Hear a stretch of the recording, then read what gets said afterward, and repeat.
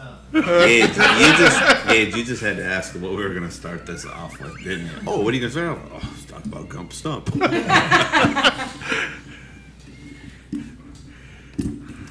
But the Hoot shoot was fun.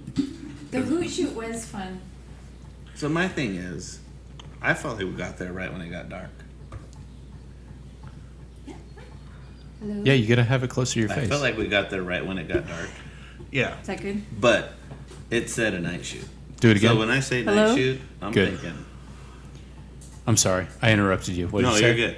Hoot shoot. Yeah. They said it was a night shoot. So I was like, okay, we're going to do this at night. So, shit. It was at night. You were there. I know, but everybody had already done it. By the time we got out on a trail, Yeah. everybody was already coming back. I know, but I feel like that shoot and the Halloween shoot, the spirit is that you have lighted knocks, you should fucking use them, and you have flashlights. So, Yeah. I don't know. I don't judge anybody for going there during the day and stuff like that, but yeah, I think the Hoot shoots are way more fun when it's in the dark. Oh, yeah. Definitely. But I think that was more for the kids, you know? I don't know. To me, I got attacked by mosquitoes. You got attacked. was there a skeeter on you, Peter? No, I kept that one covered this shoot. You didn't whack it off? No. Dun-dun-dun. I did. I will say I did lose 3 arrows at 135 yards. Yeah, but that was afterwards, right? Yes. Yeah. But I'm still counting that as a shit. I only lost one. And the Luminox like broke off right at the end of the shaft.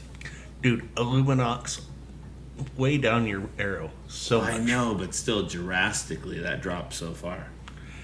I noticed with your no cam, once you get past 100 yards, you drop so drastically it's not even funny. Totally. I 100% agree with you. There's limits to all these. No matter what we're shooting anymore, no matter what we're doing, Right. there's limits to what is feasible. Accuracy and everything else aside, shooting out to 100, 125 yards with a bow is unethical to begin with. Completely. I mean, 100. Well, I can't say 100 yard is unethical because we've been there on Sundays and shot 100 yards, and it's a paper plate group. So, 100 yards, yes. yeah. Okay. So I will say that, but like the way I shot on Saturday night at 135 with the Luminoc, not saying I didn't have my other knock, but that would have been too much. You wouldn't have been able to No. even come close. No, and now I'm sitting here thinking we have that hike to hunt coming up, and it's like, oh, you have targets. On one of the trails is 100 to 125. It's like, oh, guess I better to buy 2 dozen arrows. Yes. So basically, I can give you a little bit of an idea of what Hike to Hunt was like last year. So they had four courses, and one of them was the Cabela's course, and I think that was the easiest. It was like, all 40 yards and in or something like that on big targets. And then you had the Reinhardt course, which was like intermediate, I would say. Right. And that was actually the most fun for the group that I was in. I shot with a couple people from Tucson. They were really good people. And then there's the HHA course, which is pretty much like ridiculous all long shots, but they're big targets. And then there's the Sitka course, which is just absolutely awful. Like, we went through the Sitka course and we were all pretty good shooters, and we lost a ton of arrows because you're shooting at a bobcat at 92 yards. Like, think about our bobcat at 92 yards, and there is a stump before the bobcat, like right underneath it, and then there's a rock behind the bobcat. So if you miss the bobcat, your arrow is fucking done. So if you miss short, you miss long. Yes. Yeah. So it's one of those courses that's just absolutely unforgiving, and it's just one of those you're gonna lose arrows. So I hooked up with this group. What course did you sign up for? BSE, QU, Yeah. So we did the PSC one first. Yeah. We did. I think we did Kuyu first. Nah, PSE first. Was PSC it? I don't first. remember. Which was a horrible idea. I know you sent me the shit, and Yeah. But either way. All right, Jennifer, how did you like the Hoot shoot? The Hoot shoot was fun.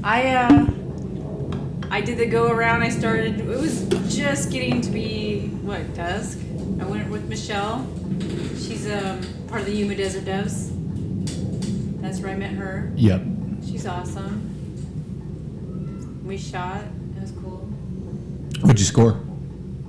I didn't. You didn't keep score. I didn't keep Neither score. did I, but I didn't particularly care. Yeah. Did you have lighted knocks? Yes. Okay. Yep. Yeah, I had my lighted knocks from last year. Did you use a rangefinder? No, I did not use a rangefinder. And I did really good considering I didn't end up with anything in a tree or lost. I got all my arrows. I only had 2 lighted knocks and Well, did you do it early where you got done? it was still pretty light. Yeah. Our probably the last 4 we needed the spotlight. Yeah.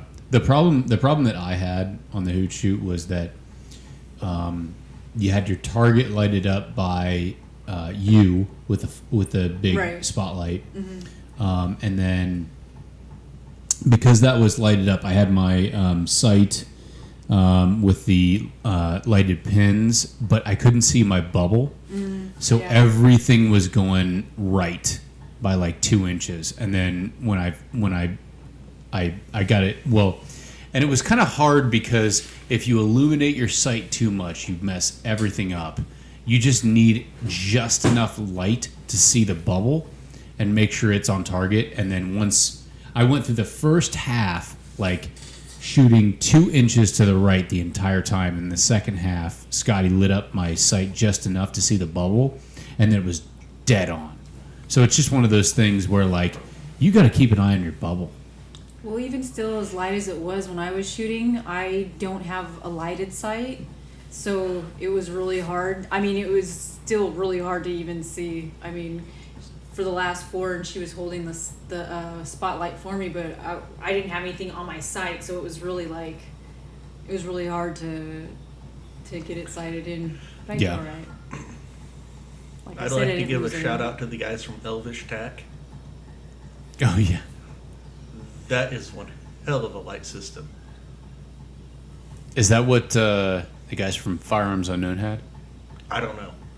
So Jason showed up. Jason and Bart showed up from Firearms Unknown, and they had like this Picatinny rail mount mounted to their bows, where it just mounted to the bow, and they had a Surefire on there that like would just light up the entire thing, and Jason didn't even shoot. Or they shoot at night. Yeah, they shot at night. At night. Yeah. But I've got it sitting on the option 6 right now. Those pins have never been brighter. Yeah. Oh yeah. That was pretty cool. I think there's like 2 of them in there. Yeah, he had like a Picatinny rail mount on the riser right there, and it was just he just slid in a Surefire light to it, and Oh shit! I Yeah. only shot like a 146. 146. I don't even know what I shot. I shot shitty. I shot a 168. Brennan shot a 174.